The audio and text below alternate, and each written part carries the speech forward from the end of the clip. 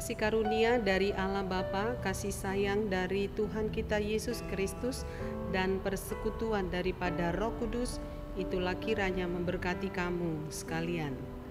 Amin. Selamat pagi, selamat kita bertemu kembali dalam Renungan Harian HKBP Jambi. Kiranya pada satu hari ini kita mendapat kekuatan dan ketenangan yang berasal dari Tuhan. Terutama pada hari ini kita akan disegarkan oleh firman-Nya yang diambil dari kitab Keluaran pasal 33 ayatnya yang ke-11. Demikianlah firman Tuhan, saya bacakan untuk saudara sekalian. Dan Tuhan berbicara kepada Musa dengan berhadapan muka seperti seorang berbicara dengan temannya. Kemudian kembalilah ia ke perkemahan. Tetapi abdinya Yosua bin Nun, seorang yang masih muda, tidaklah meninggalkan kemah itu.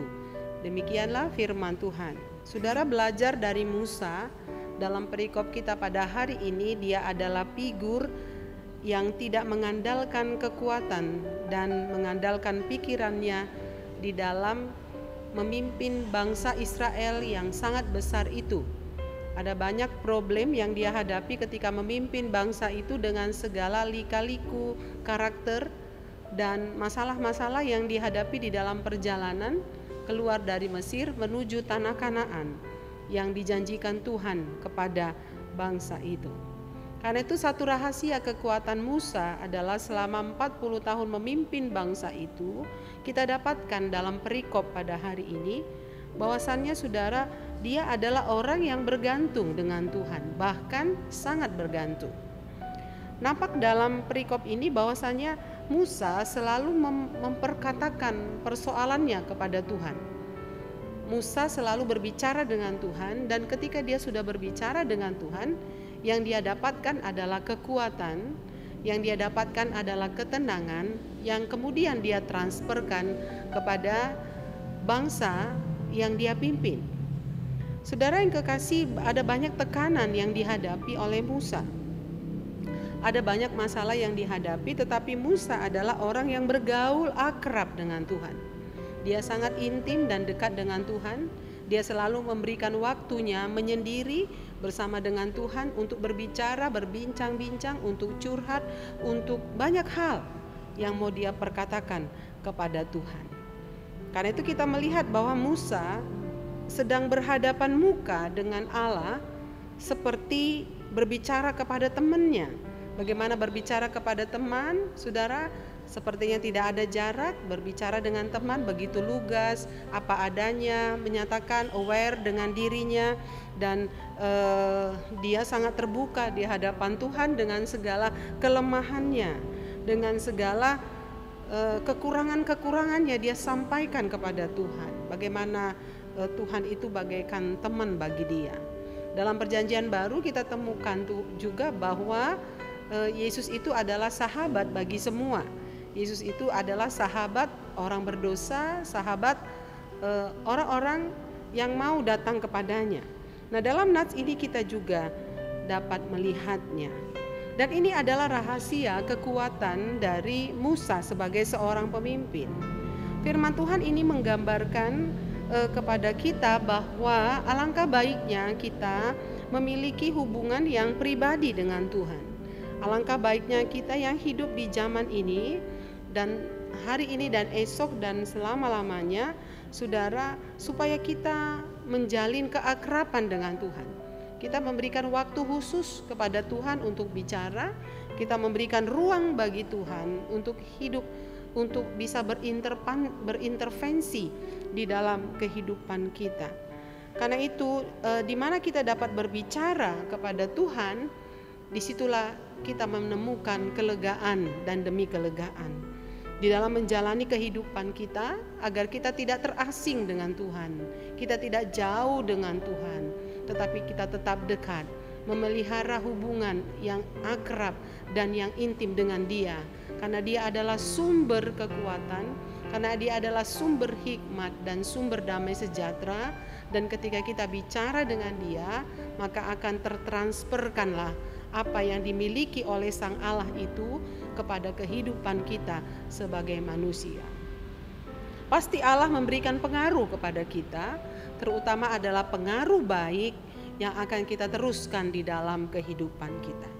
Sebagaimana Musa mendapatkan kasih dan keberkahan karena ketaatan dan hubungannya pribadi dengan Tuhan, saya yakin dan percaya demikian pula kita yang bergaul intim dan akrab dengan Dia akan menemukan keberkahan, akan menemukan kehadiran, menemukan sesuatu yang indah di dalam hidup kita, dan kita akan mendapatkan kekuatan yang baru. Saya ingat lagu dalam buku Ende yang mengatakan tunghalak namar gogodo si partangyangi dokpe si taonon dang olo taluhi. Karena itu, apakah kita masih mau meninggalkan hubungan relasi yang intim dengan Tuhan? Saya pikir dan saya yakin dan percaya dengan kita mendengarkan firman Tuhan pada hari ini, maka kita pun akan mengambil keputusan setiap hari untuk bergaul akrab dengan Tuhan, untuk setia setiap hari berjumpa dengan Dia, karena Dia adalah sumber kekuatan kita. Dia adalah sumber damai sejahtera bagi kita. Iblis mengasingkan kita dari Tuhan. Iblis menyebarkan bibit-bibit apatis dengan Tuhan. Tetapi hari ini firman Tuhan menyapa kita.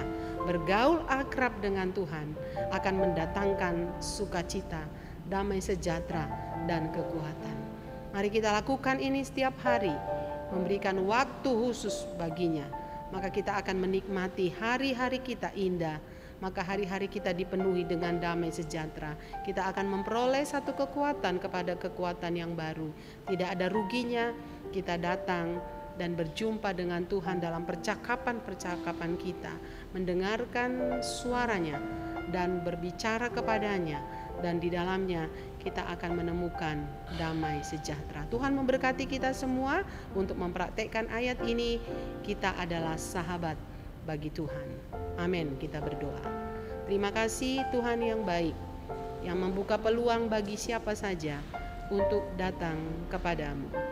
Ketika ada banyak orang menutup pintu rumahnya untuk kehadiran banyak orang, tetapi Engkau tidak pernah menutup kerajaan sorga untuk setiap orang yang menghampiri Engkau dalam doa dan persekutuan yang akrab dan indah.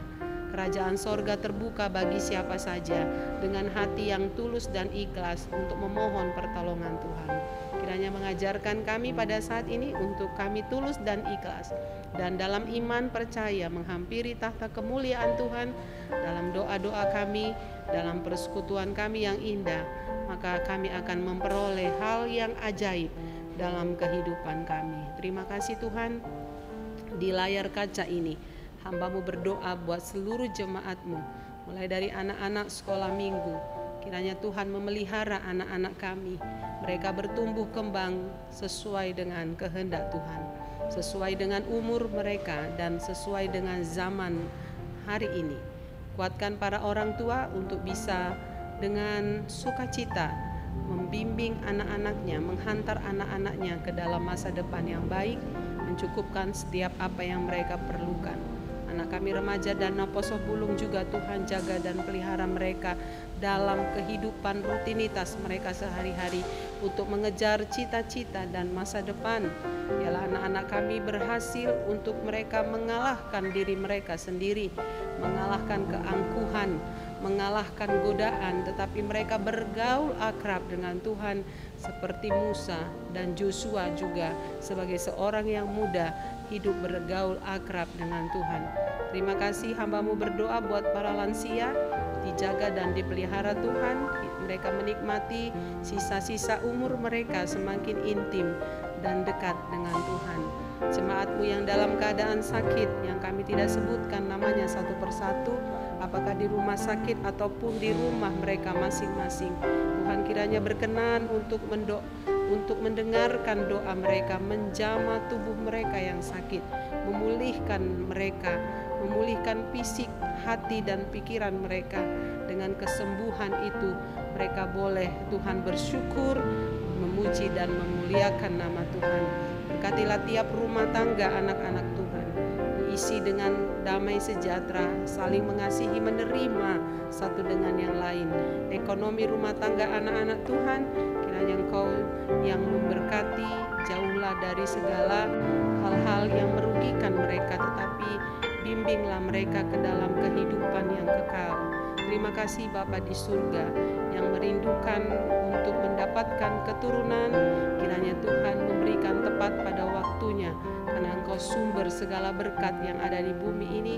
Yang merindukan untuk mendapatkan pekerjaan, Tuhan bukakan pintu pekerjaan bagi mereka.